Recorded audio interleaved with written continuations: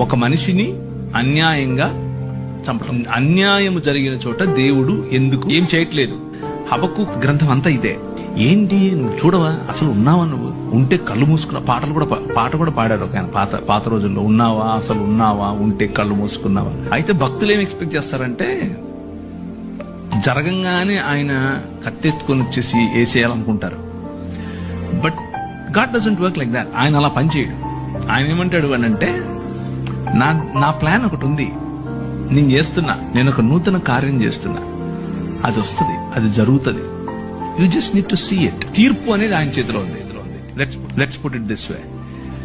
మనం అనుకున్నట్లుగా కాకపోయినా ఆయన తనదైన శైలిలో, తన పద్ధతిలో సమస్తాన్ని నూతన పరుస్తున్నాడు. కొందరికి ఛాన్స్ ఇచ్చి నూతన పరుస్తాడు, కొందరికి పళ్ళు రాలగొట్టి నూతన పరుస్తాడు. రెండిట్లో ఏది కరెక్ట్ అనేది ఆయనకే వదిలేదు.